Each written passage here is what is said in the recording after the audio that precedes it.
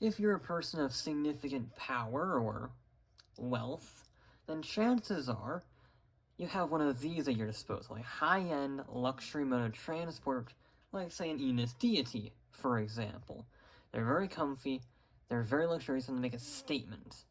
But recently, as SUVs become more popular, the wealthy have been moving away from the sedans like the Deity and to vehicles of true statement.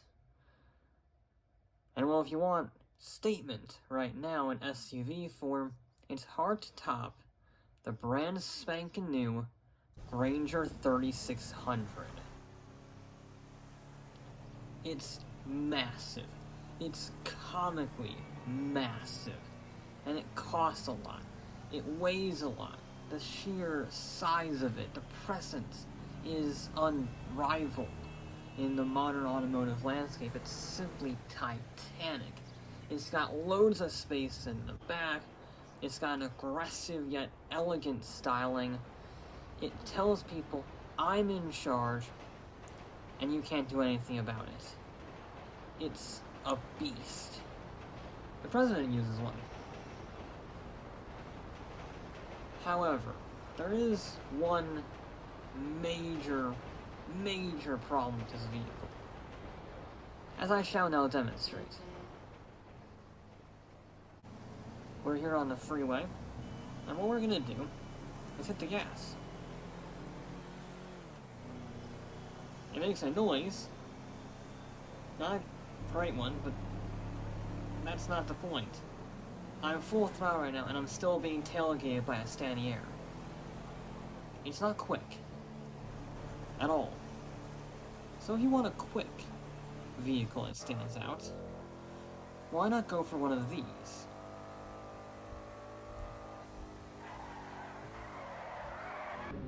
This is the brand new Baller ST.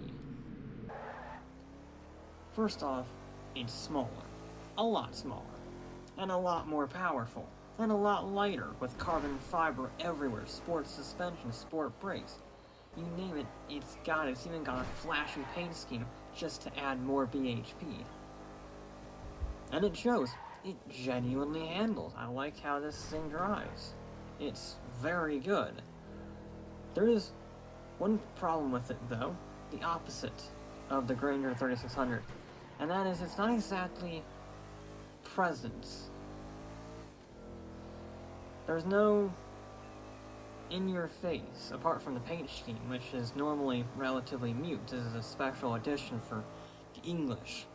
But it's not really big, it's not really showy. It looks like a normal ball and it's a bit longer. And that's not what you want if you're in this position buying this type of vehicle. So it seems like you're in a bit of a fix. You can't get the size and presence with the mixture of speed and get-out-of-anywhere situational awareness. It's a real pickle, which is why I offer you the final answer. This is the Patriot Mil-Spec. And it might just be the solution to all of the wealthy people's problems.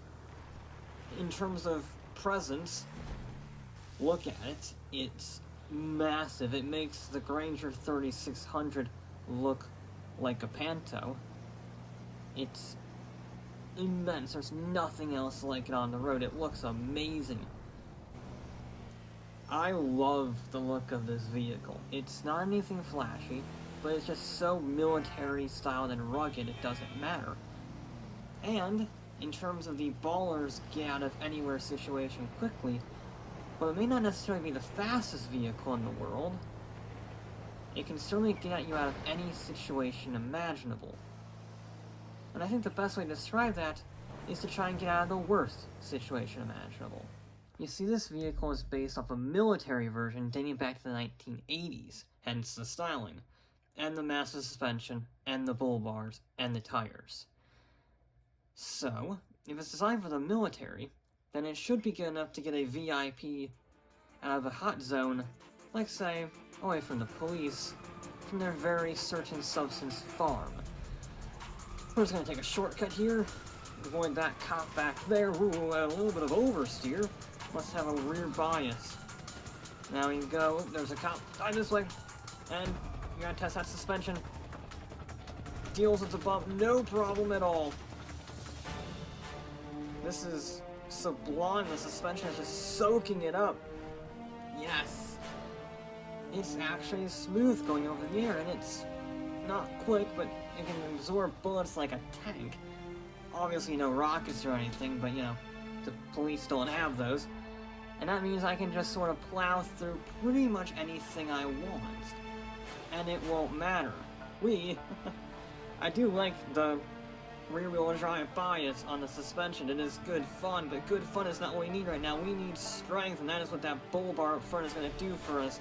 Because it can just plow through all of this. I mean, I'm sorry to the poor farmer, but this thing is a tank.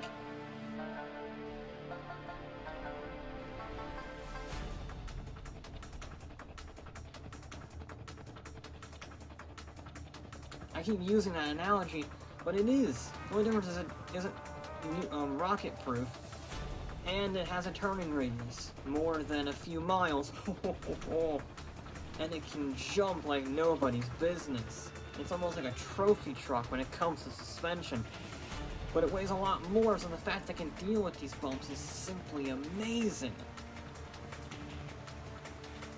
This vehicle is exceptional off-road.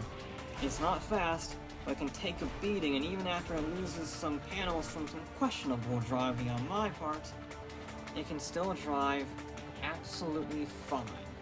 And while it's not the fastest in a straight line, it's not the slowest. And that means a quick tunnel run later, and a dive off the road, and you can get away from the police, or your VIP out of any hot zone, without any problems. And there we go. Just like that. The fuzz, or terrorists, whatever, you are safe from them.